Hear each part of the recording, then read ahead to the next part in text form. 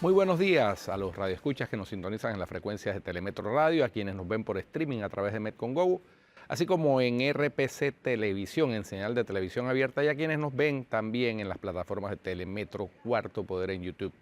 Bienvenidos a la emisión de Cuarto Poder de hoy, miércoles 5 de octubre del año 2022. En el campo internacional, lo más importante es, por supuesto, el desarrollo del conflicto entre Rusia y Ucrania. En ese tema, pues el presidente de la Federación Rusa, Vladimir Putin, sancionó las leyes que formalizan legalmente la anexión de los 4 territorios, algunos de ellos ocupados por Rusia, del suelo ucraniano. Sin embargo, a la vez que eso sucede, en el campo de batalla, las cosas están en otro nivel. Continúa el ejército ucraniano recuperando territorios en distintas áreas y el ejército ruso no termina de consolidar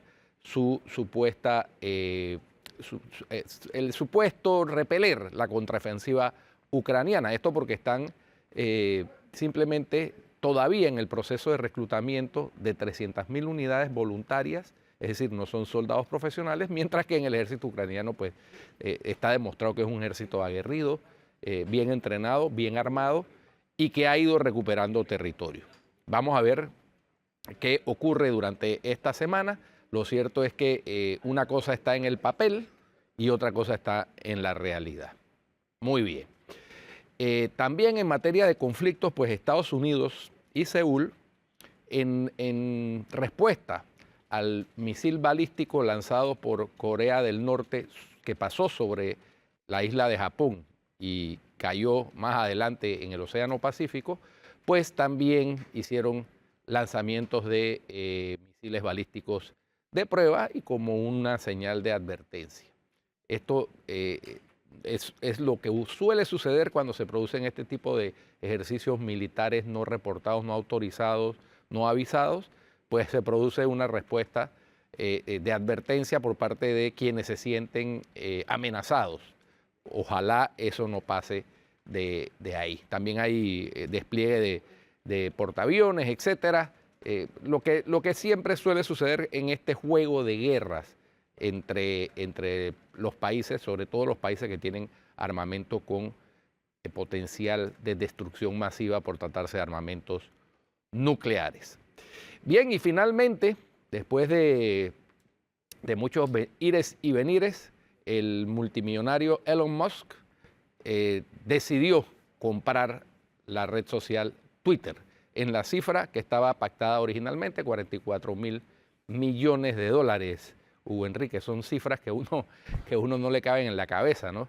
44.000 millones, esto lo hace porque el próximo 17 de octubre se debería dar la audiencia en un juzgado de Delaware, en un tribunal de Delaware, y en esa audiencia todo vaticinaba que no le iba a ser placentero el resultado, es decir, es probable que lo obligaran a comprar y además a pagar los intereses y una indemnización por los daños y perjuicios causados, así que decidió zanjar por las buenas y lo cierto es que solamente se espera que se formalice esta compra. El señor pasará ahora, pues aparte de ser dueño de Tesla y de SpaceX, a ser el dueño de la red social Twitter. Oiga, buenos días y buenos días a los televidentes, a los radioescuchas también. Aquí el hombre se está curando en salud porque lo que le venía no era relajo. Y fíjese, lo cierto es que mire el impacto de las redes sociales. Lo que él fue a comprar no es lo que él creía que era y de alguna forma desnuda la realidad de las redes sociales, donde sí hay muchas personas que opinan, hacen tendencia, pero también hay una tendencia que es ficticia, los bots y demás. Esa depuración, esa falencia que tiene por lo menos esa red social ya denunciada en quien será su próximo dueño, nos dice que de seguro alguna variante habrá de tener en esta red social porque él está comprando un sistema que él mismo dijo estaba enfermo. Sí, ¿Cuál será la cura que le traerá? Ya veremos. Ciertamente, las redes sociales en general han promovido ciertamente la inmediatez de la información, pero también a la vez aparejado la inmediatez de la desinformación. Entonces, a través de esas redes se publican videos viejos sin precisar que son viejos y entonces la gente cree que está sucediendo en este momento, en otra parte. Es decir, y yo creo que Elon Musk fue víctima de eso mismo, ¿no? Sí, no, pero mire el impacto. Él pensaba que la red social era una y cuando hizo un poquito de due diligence se dio cuenta que había una cantidad de cuentas falsas. Y si a él le impactó de esa forma, un hombre que hace negocios repita la cifra. 44.000 millones. Casi de nada, dólares. ¿no? Casi nada. Si a él le impacta, imagínese lo que causa en el resto de los mortales que no tenemos negocios Un poquito, a ese nivel, ¿no? Un poquito más que la deuda externa de Panamá. Un poquitito más. 2.000 millones más. Pero de allí nace algo que por lo general comparto siempre que estoy en un programa de opinión y hablamos de redes sociales. Las redes sociales, por su naturaleza, son irresponsables. ¿Por qué?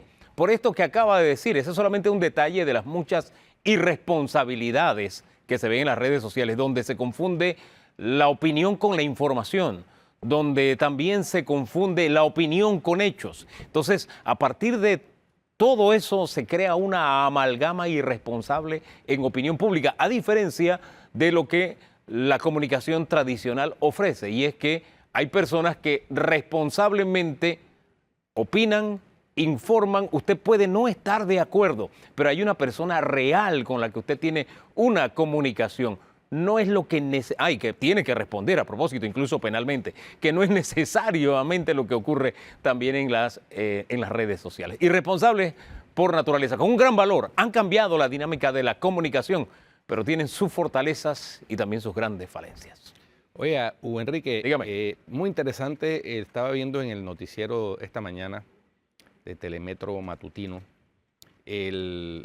cómo se ha producido durante, y esto lo relaciono con el tema del mes de la lucha contra el cáncer de mama, tanto de las mujeres como de los hombres que también pueden padecer esa enfermedad.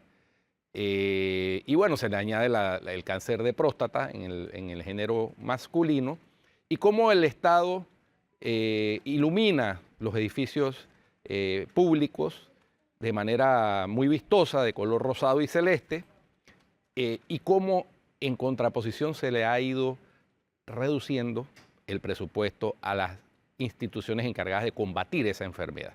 Entonces, por ahí vi un Twitter, a propósito de Twitter, que decía, de nada sirve iluminar los edificios de rosado si cuando las personas van a solicitar citas para hacerse los exámenes de mamografía, no hay cupo o las máquinas están dañadas, y todo eso tiene que ver con las asignaciones presupuestarias que se le dan, por ejemplo, al Instituto Oncológico Nacional. Hombre, y tiene toda la lógica ese tuit, yo lo leí también.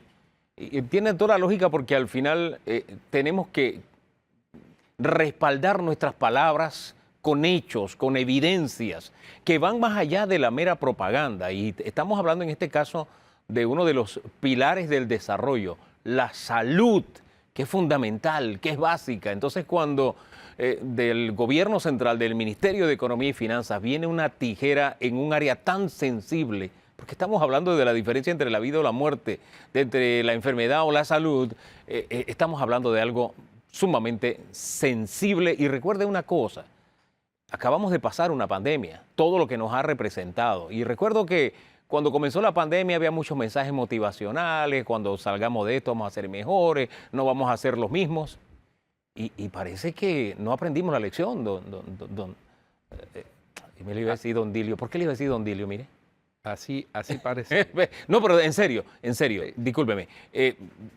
Parece que no aprendimos la lección. Y digo no aprendimos como país, porque al final las autoridades son un reflejo de lo que nosotros como sociedad somos, ¿no? En qué medida también nosotros estamos tratando de aprender de esa gran lección. Todavía hay gente que niega que existió la pandemia. Todavía hay gente que está diciendo no te vacunes. O sea, es tan difícil aprender con los golpes que nos está dando la vida que de verdad es doloroso verlo en nuestras propias autoridades. Oye, a propósito y relacionado con el tema de salud, ayer tuvimos el lunes tuvimos a la presidenta de la Junta Directiva de la Caja del Seguro Social aquí, Aida Michel de Maduro, y nos planteó que una pretensión que tiene la Administración del Seguro Social de comprar unas plantas productoras y concentradoras de oxígeno, en su parecer no tenía suficiente sustento para respaldar esa decisión administrativa. Bueno, hoy el diario La Prensa publica un reportaje precisamente sobre eso. Una compra de 101 millones de dólares presentada sin el suficiente sustento técnico, económico, financiero, de que permita tomar la decisión con la responsabilidad que un gasto o inversión, si se quiere, de esa envergadura amerita. Una inversión, esas son de nuestras contradicciones, ¿no? Una inversión tan pequeña como 101 millones de dólares y no en cualquier institución. Discúlpeme, la Caja de Seguro Social en este momento. Fíjese, hace un rato cuando hablábamos de presupuesto me quedaba pensando, estamos viviendo, no sé, como una fantasía con este tema de presupuesto porque este no es un país rico, este no es un país de primer mundo.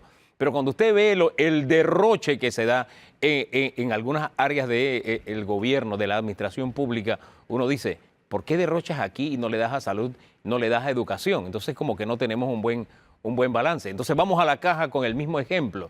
Tenemos una caja que, bueno, sabemos la condición en que se encuentra. Pero vamos a meterle más de 100 millones de dólares a algo que ni siquiera hemos estudiado a profundidad, que no sabemos si es que nos vamos a ahorrar, no nos dan la suficiente información. Entonces, ese manejo irresponsable, porque es irresponsable darlo a conocer incluso sin tener todos los elementos para convencer a quienes somos los dueños de la Caja de Seguro Social. Es lo mismo que pasa con el tema de salud o que pasa con el tema de educación. De pronto, si nos explican los recortes, porque recuerden que tenemos un Ministerio de Economía y Finanzas cuyo, mire, no habla ni por señas ese ministerio, uno no logra entender qué es lo que está pasando. De pronto, si nos dieran a conocer cuál es la filosofía presupuestaria, uno podría entender por qué se le recorta a unas áreas tan sensitivas.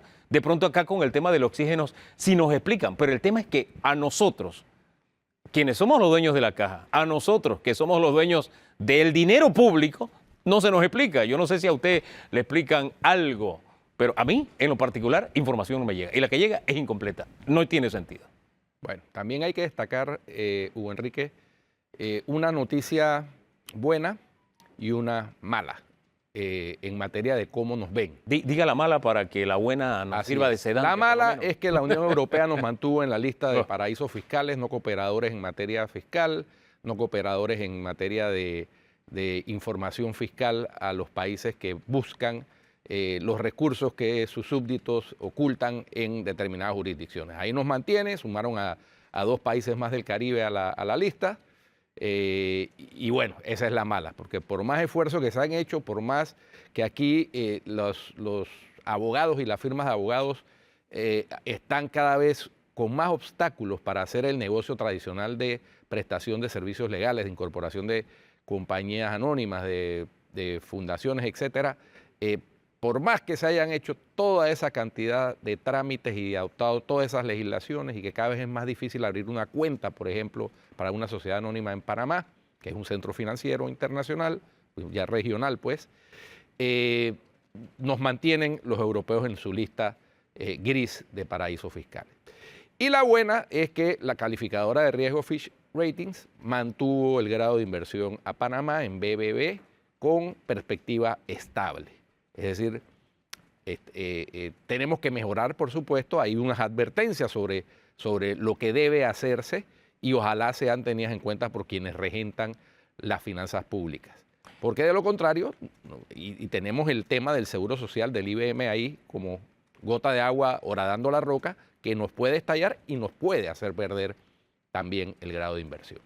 Fíjese que la mala noticia que usted nos cuenta, de verdad que este es como un cuento de nunca acabar. Y no nos puede servir de consuelo que quienes nos pasan este castigo, porque es un castigo público, no nos sirve de consuelo decir que allá hacen lo mismo, que es una campaña, qué sé yo. Nosotros como país tenemos que aceptar nuestras falencias, nuestros errores y corregirlas, sin que desde la calle nos tengan que decir cómo es que ponemos en orden nuestra casa. Pero sí hay prácticas como país que tenemos que mejorarlas, que no se nos siga percibiendo como un paraíso fiscal, depende de nosotros. No es consuelo que otros lo sean, ese no es consuelo, y menos que algunos de los que nos castigan lo sean, ese no es consuelo. O sea, que otro lo haga mal no nos da a nosotros el permiso, la licencia para seguir haciendo algo que no nos conviene. esa imagen de país corrupto cuando se ve cómo llovió el dinero de Odebrecht en diferentes países. A nosotros nos califican como un país corrupto. El mensaje que vamos a enviar de una empresa que dijo, sí, yo soy una empresa corrupta, ¿vamos a castigar a los corruptores o va a pasar? ¿Usted se acuerda de aquel DMG, de ese señor que fue castigado en otros países, pero aquí, bien gracias y ustedes mantuvimos, él vino a reclamar hasta sus bienes porque aquí él fue declarado inocente? Bueno, que eso no nos puede pasar con Odebrecht. El punto es, sí, mala noticia, pero nosotros como país tenemos que caracterizarnos para mejorar nuestra imagen, haciendo lo correcto, mejorando lo que tenemos que mejorar, sin que nos lo digan desde la calle. La otra buena noticia, sí, muy buena noticia, de verdad, en medio de todo lo que estamos viviendo, pero la advertencia yo le pondría mucha atención, porque fíjese lo que nos dijo don Jorge Nicoló en debate abierto este domingo.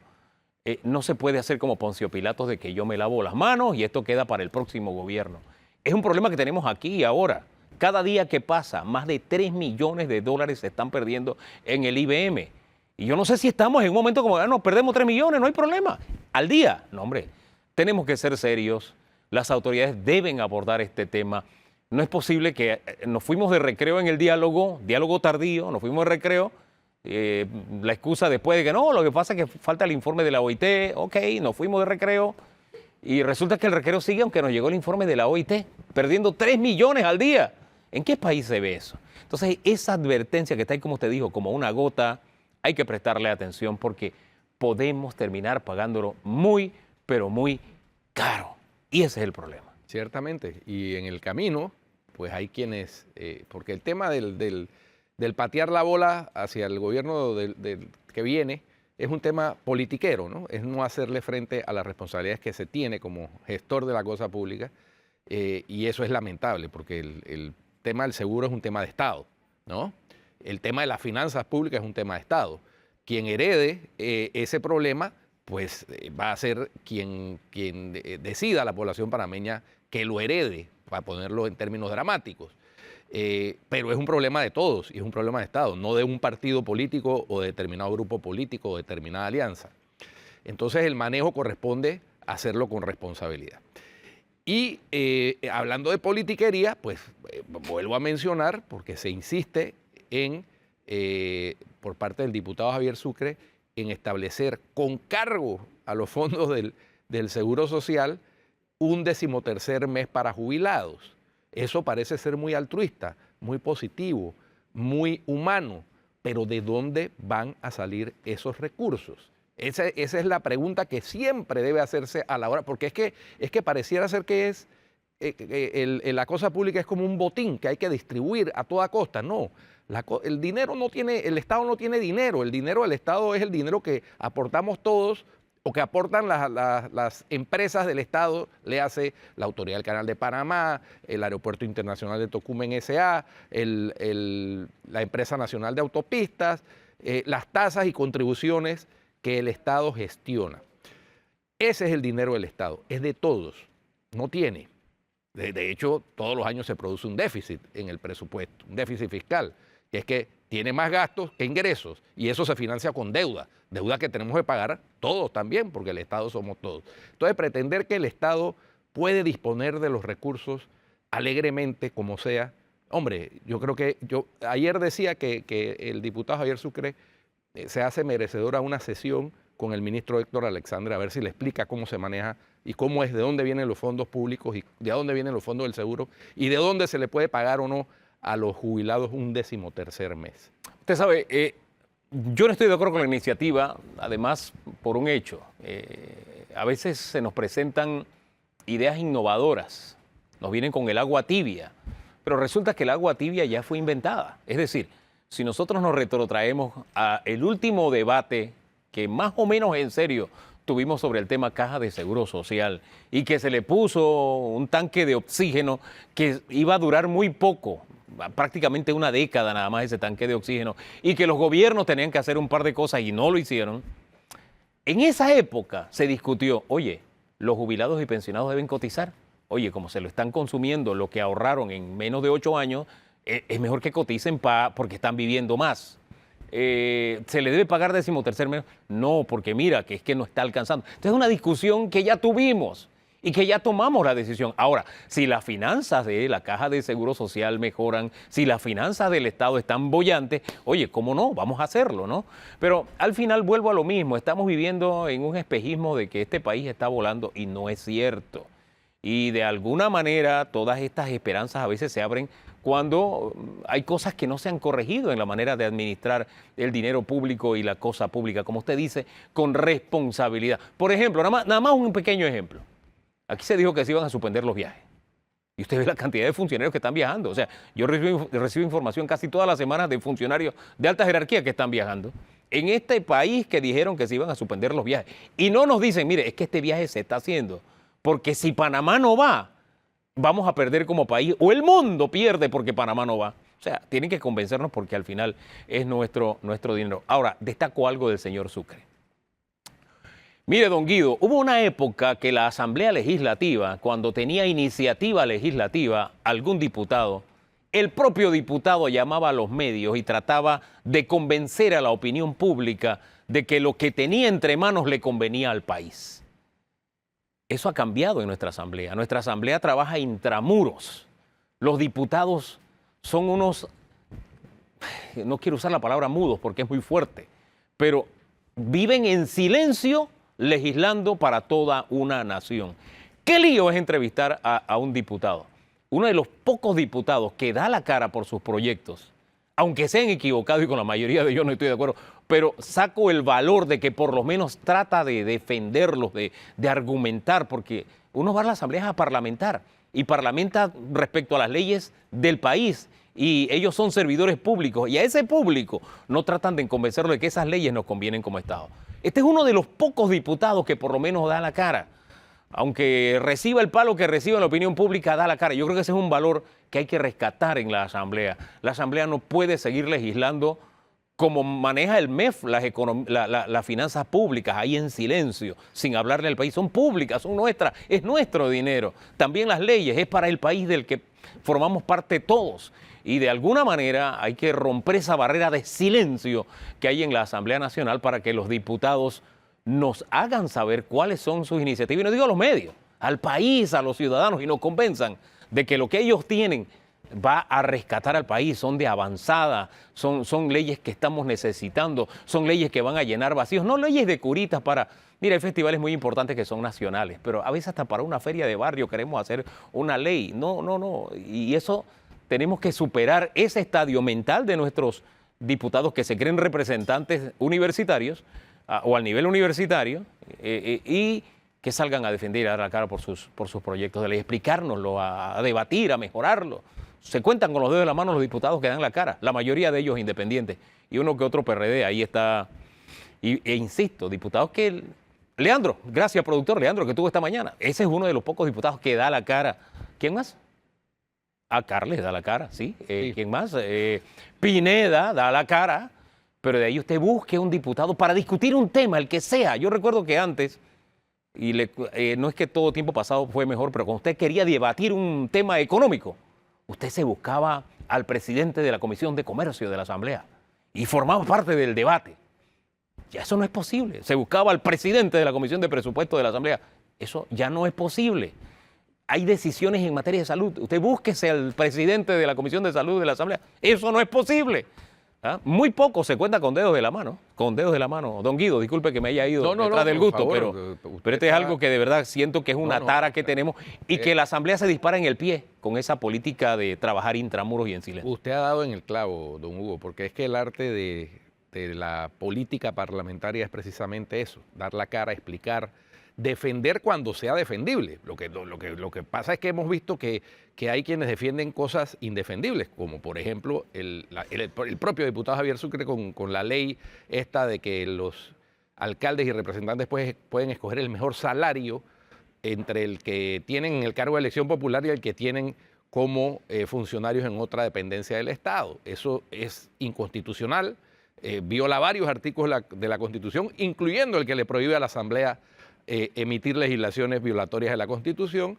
Y bueno, ojalá el presidente de la República objete, como le han pedido personas de la sociedad civil, abogados, que lo haga. Entonces, sí, magnífico que el diputado Javier Sucre defienda sus proyectos, pero ojalá fueran mejores proyectos. No, yo abogo por la calidad de los proyectos, pero el debate es lo que también marca una vara, una máxima. Si usted no debate, esa vara no va a subir nunca. Porque si yo lo discuto ahí intramuros, yo con yo, los de mi bancada, qué sé yo, como si fuera un tema familiar, cuando se trata de un tema nacional, se trata del futuro del Estado, del país, de la República, no vamos a crecer. Porque, mire, para debatir, que es un arte, usted tiene que practicarlo. Y es lo que menos se está haciendo con respecto al tema de nuestras leyes, nuestras iniciativas legislativas. Momento de un alto.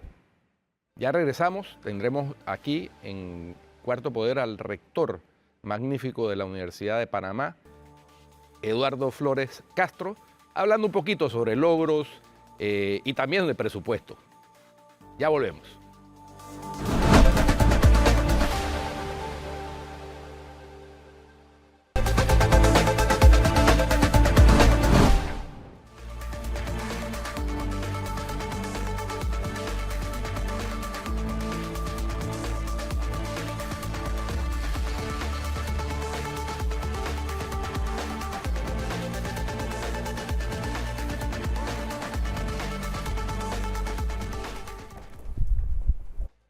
Oiga, don Guido, me gusta cuando estoy presentando el noticiero de la mañana y vengo acá a Cuarto Poder a batear de emergente, porque me doy cuenta que amaneció. ¿Y qué amanecer más hermoso el de hoy? Ah, sí, no, Precioso. espectacular. Esas tomas son, incluso cuando el día está un poquito nublado, lloviendo, son un aliciente. Claro, cuando está un día con una mañana hermosa como la de hoy, más aún. Definitivamente. Oiga, pero tenemos ahí el post colgado del que hablábamos hace un rato. Octubre no necesita que adornen edificios.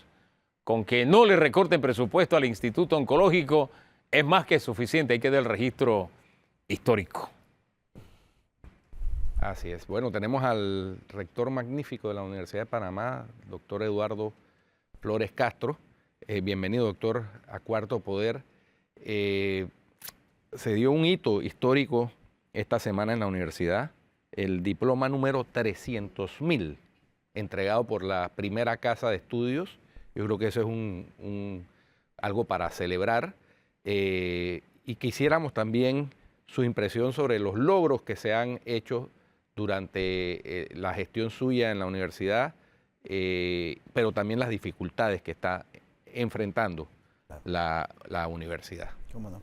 Bueno, primero quería darle las gracias y señalarles que, no sé si saben, Hugo, Guido, que hoy es el Día Mundial del Docente, el 5 de octubre. Fue proclamado en 1994 debido a que en esa fecha la OIT y la UNESCO acogen las responsabilidades y deberes de un docente, tanto a nivel primario, secundario y posteriormente en el 97 a nivel universitario. Hombre, es una responsabilidad ad infinitum, formadores de generaciones. Así es. Todos debemos lo que somos en cierta medida a esos docentes que nos formaron. Definitivamente.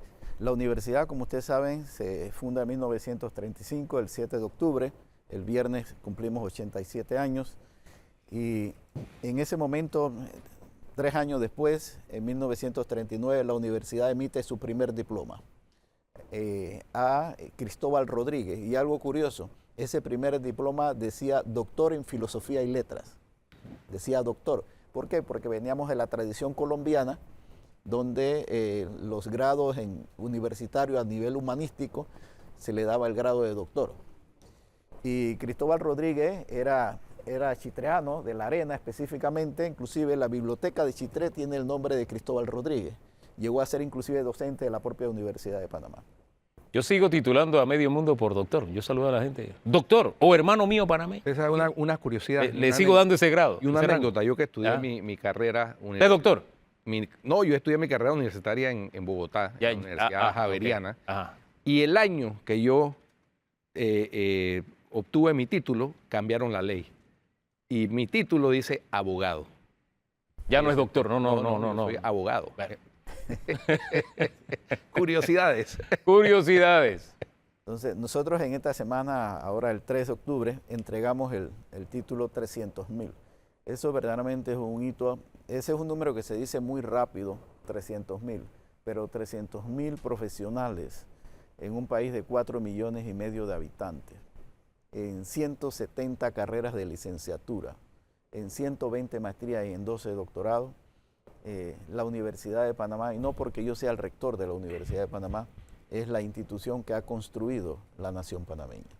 La historia universitaria del continente, de tierra firme, nace en Panamá, pero ha tenido a través de los siglos sus altas, sus bajas, sus vacíos, qué sé yo, hasta que ya en nuestra era republicana se establece la Universidad de Panamá, que es nuestra máxima casa de estudios superiores y de referencias. Sin embargo, tenemos que aceptar que la situación de nuestra educación, la calidad de nuestra educación está atravesando una crisis, lo dicen las pruebas internacionales. El reto que tenemos como país, señor rector, para salir de donde estamos, la calidad de nuestra educación.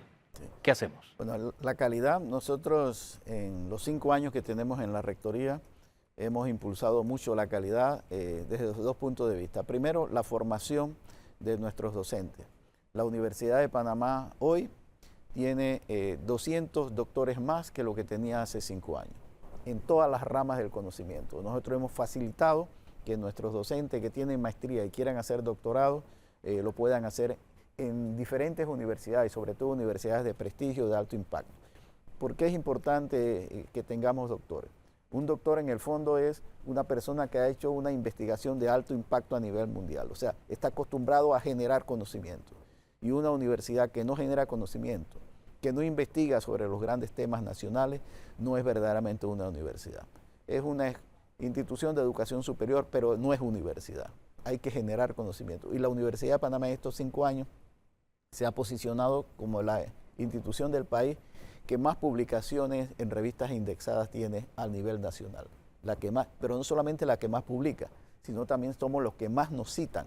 Porque usted puede publicar, pero si nadie lo cita, eso no tiene impacto. Entonces somos los más citados, según Google Scholar, y también somos los que más publicamos a nivel de todo el país. Yo creo que esos logros son destacables, pero yo aspiraría a, y no sé qué tan lejos podamos estar de esto que le voy a plantear, yo aspiraría a que, por ejemplo, un chileno dijera, ¿sabes qué? Yo voy a estudiar en la Universidad de Panamá. O que lo dijera un mexicano, o que lo dijera un colombiano. Así como hay panameños que dicen, ¿sabes qué? Yo me voy a estudiar a Colombia X carrera, o me voy a los Estados Unidos o a España a estudiar X carrera. Que en Panamá tuviéramos una universidad de tal calidad que desde fuera nosotros tuviéramos ese impacto también, que fuéramos codiciables en el conocimiento. Eso es pedir mucho, aspiramos a mucho. No, ¿alcanzaremos eso algún día? No, eso es aspirable y eso es bueno.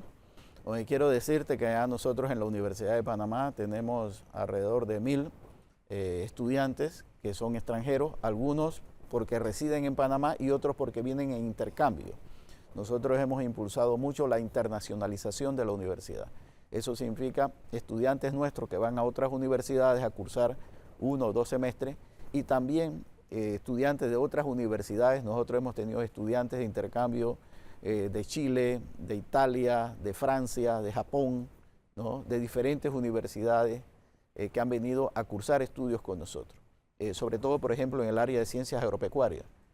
Ciencias agropecuarias es una facultad que en los últimos 5 años ha tenido un impulso increíble. Ya han retornado más de 40 jóvenes que han hecho doctorado en diferentes partes del mundo y por eso que es importante también que mandemos gente a estudiar, porque eso hace vínculo, eso da a conocer la universidad. Y cuando usted publica y un investigador de otro país dice, mira, aquí en la universidad, en esa universidad, alguien está trabajando en algo interesante que a mí me interesa, yo quiero ir a esa universidad. Para eso también hemos rescatado la Escuela Internacional de Verano. No sé si tienen noción de qué era. Hace 70 años surgió la Escuela Internacional de Verano y luego murió. Se hizo durante 10 años y desapareció. Nosotros la rescatamos y ahora en febrero vamos a tener la 5ª Escuela Internacional de Verano, donde se traen a grandes académicos de prestigio a dar cursos de 1 o 2 semanas y donde ya tenemos universidades, por ejemplo, el embajador de Italia nos dice, hay una universidad nuestra que quiere ser la universidad invitada en la Escuela Internacional, porque cada año tenemos una universidad invitada, vienen de diferentes partes, pero hay una en especial. El próximo año va a ser la Universidad de La Habana. ¿Y por qué va a ser La Habana? porque la Universidad de La Habana fue una madrina cuando nacimos en el 35. Fueron 3 universidades madrinas: La Habana, la Universidad de San Marcos en Perú y la Universidad de Salamanca. Ya Salamanca fue universidad invitada y vino el rector de la Universidad de Salamanca. El próximo año va a ser la Universidad de La Habana. Y hay una universidad que no la hemos invitado, pero ya ha pedido ser universidad invitada. O sea, cuando ya hay una universidad prestigiosa que dice, yo quiero que me inviten para ser la universidad invitada en la Universidad de Panamá, en su Escuela Internacional de Verano, eso significa que la Universidad de Panamá ya está resonando en diferentes partes del mundo. Rector, un tema que siempre es recurrente tiene que ver con las facilidades presupuestarias que el Estado le da a la Universidad de Panamá, que si bien tiene un pequeñísimo fondo de autogestión pues, de las matrículas que cobra, etcétera, es una universidad que recibe aportes del gobierno central. Y aquí aprovecho para aclarar un punto, algo lo tocaron esta mañana en el noticiero. Una cosa es un recorte presupuestario, es decir, cuando haya una disminución entre el presupuesto del año anterior y el año siguiente, y otra cosa es que le disminuyan las aspiraciones en la listita esa al niño Dios que todas las instituciones hacen cuando están preparando su presupuesto, y entonces el MEF recomienda algo menor de lo que se aspira. No necesariamente implica que se le redujo el presupuesto de funcionamiento o de inversión del año inmediatamente anterior. ¿Cómo andamos en la universidad en ese tema? Bueno, nosotros entendemos perfectamente que hay problemas presupuestarios, que los ingresos del Estado no son los mismos. Nosotros solicitamos un presupuesto de 377 millones de dólares, que fue un presupuesto bastante ajustado, ¿no? El asunto no es que no nos dieron los 377 millones de dólares, sabíamos que iban a recortarlo.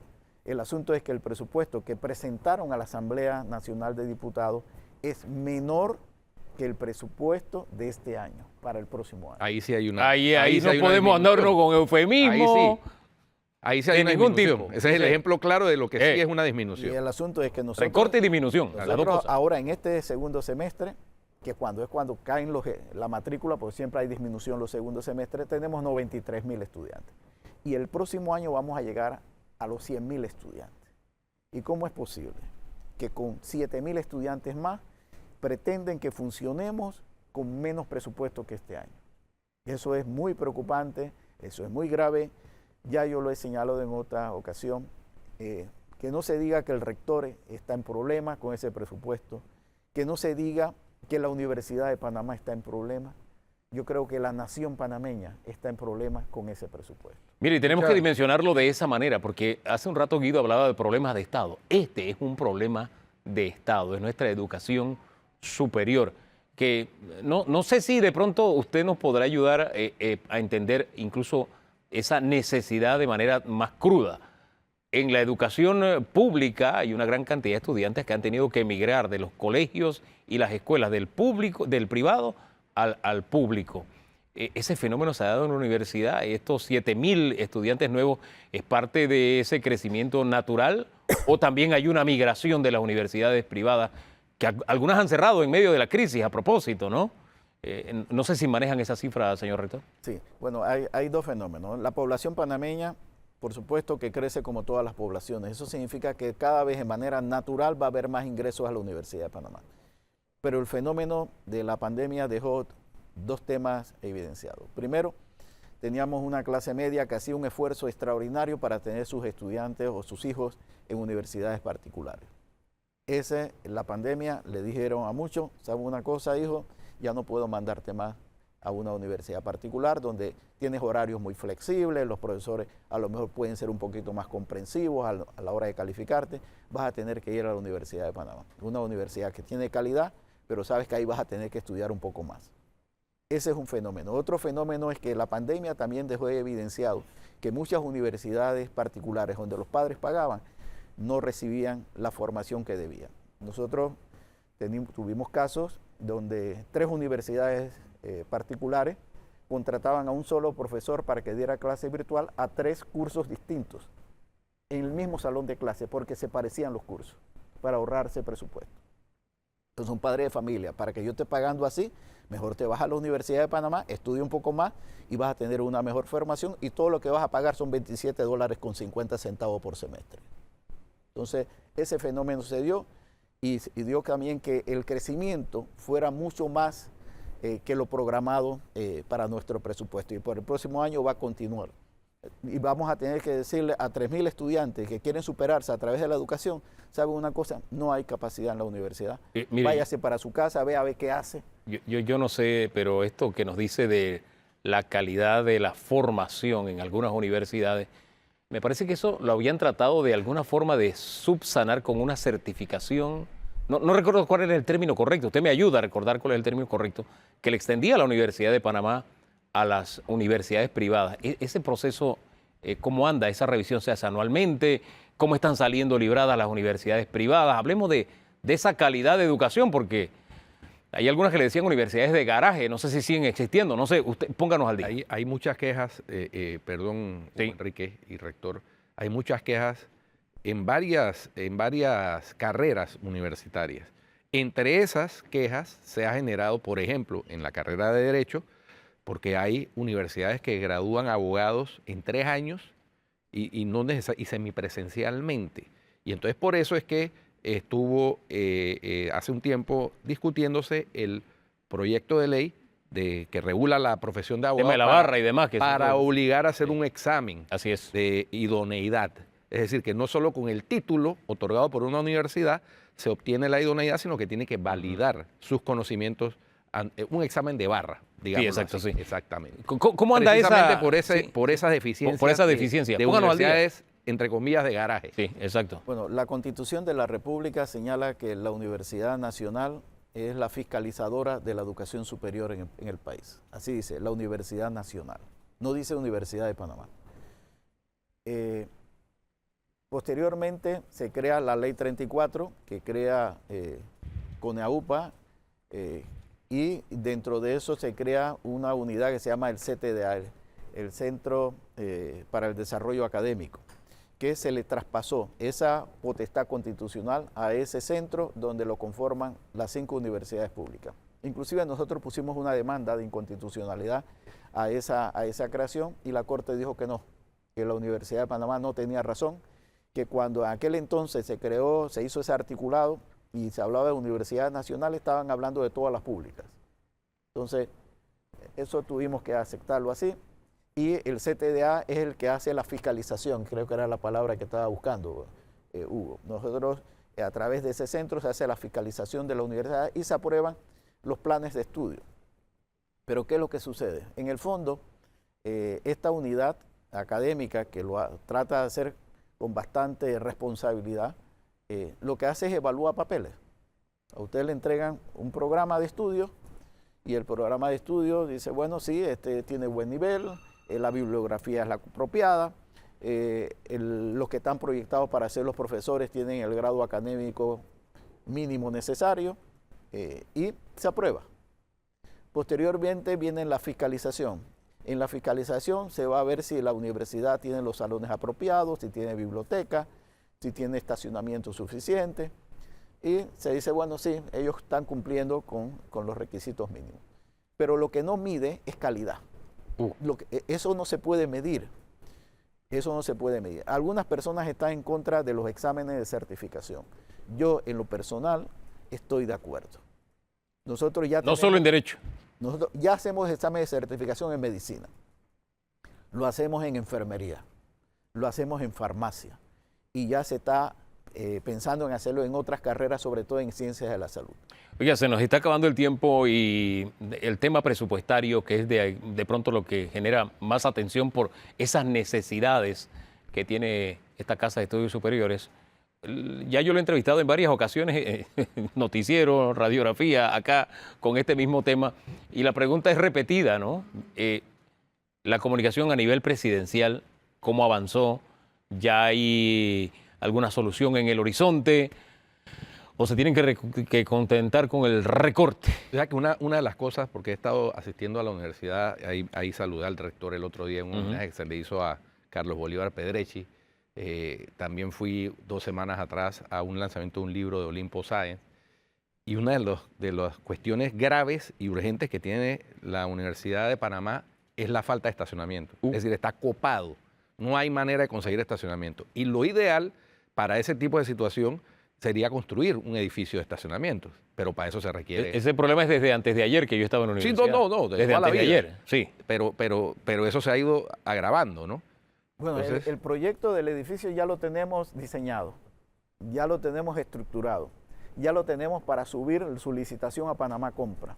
Lo único que nos hace falta es que nos pongan los fondos. El presupuesto, volvemos. El Oiga, presupuesto. y Sobre la comunicación con el presidente ya se selló, no se ha sellado. Bueno, nos comunicamos con Presidencia. Presidencia nos señala que hay buena disposición de parte del presidente. También nos comunicamos con el Ministerio de Economía y Finanzas para que entablemos la conversación. Tenemos buenas promesas, por decirlo algo, pero todavía no hemos visto que eso se concreta. Nosotros tenemos mucha confianza en el presidente de la República y como ya lo he dicho en otras ocasiones, Hugo, el presidente, al igual que mi persona, al igual que usted, Guido, tenemos formación de interioranos. Y los interioranos, cuando damos la palabra, que nos dio la palabra el presidente, la cumplimos. No necesitamos firmar nada. Tengamos esa esperanza. Gracias, señor rector. Vamos a una pausa y regresamos ya con la parte final de Cuarto Poder.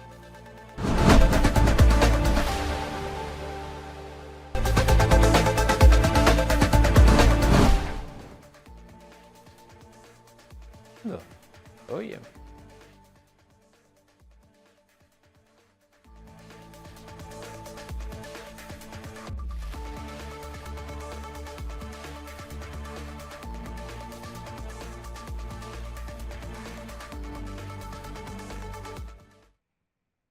ahí tenemos una espectacular toma de la ciudad de Panamá, la bahía de Panamá, la cinta costera, la avenida Balboa, el skyline de edificios imponentes de la Pero ciudad me de quedo Panamá. con el verde y con esa lluvia. Qué Sí, rico. sí, sí.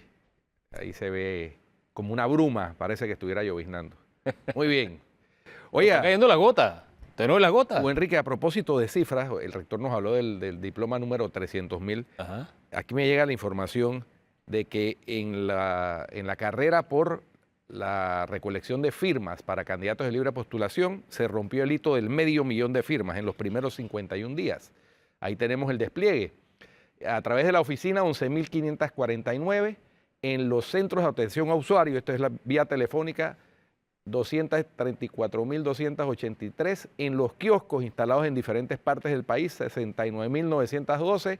A través del app, esta es la que manejan los activistas con los teléfonos celulares, 183.319. Y en libros, que es para las regiones donde no hay internet, 5.772, para un total de 504.835 firmas de apoyo a los candidatos de libre postulación en los diferentes rangos, ¿no? Ahí está presidente, está desglosado, diputado, alcalde, representante, actualizado a las 8 de la mañana del día de hoy. Oiga, información fresquecita y lo que tenemos también que destacar de estas 500.000 firmas es que la mayoría de ellas proviene de partidos políticos. Sí. Prácticamente 7 de cada 10 firmantes. 65%. Correcto. Prácticamente 7 de cada 10. Son ya. personas inscritas Sí. en los partidos políticos. Bueno, es la gente que se agita en política, usualmente. También hay que entender Usualmente, pero realmente en la realidad usted sabe que está pasando otra cosa, y es que por lo menos en el área de los precandidatos presidenciales, sí son independientes o de libre postulación, para utilizar el eufemismo con que salió la ley. Porque al final lo que se reclamaba era el espacio para aquellos que no militaban en partidos políticos. Lo que es innegable es que quienes están ocupando los 3 primeros lugares tienen ADN partidario. Algunos de hace muchos años, unos renunciados, otros sin renunciar, pero ahí están. El ADN está allí. Muy distinto a lo que se había concebido por quienes pelearon, lucharon y buscaron este espacio.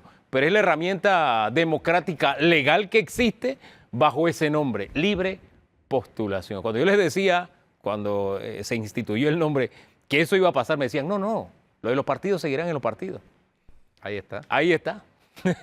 No había que ser adivino ni profeta para saber lo que vendría. Eso es competir con ventaja, ¿no? En algún momento tendremos que hablar de esto en serio y no en plena campaña, porque eso es como si en una carrera de caballos, unos caballos corrieran por una pista de grama espectacular y otros por una pista de arena encharcada, enlodada. Esto es como alguien básicamente que está casado pero tiene derecho a vida de soltero.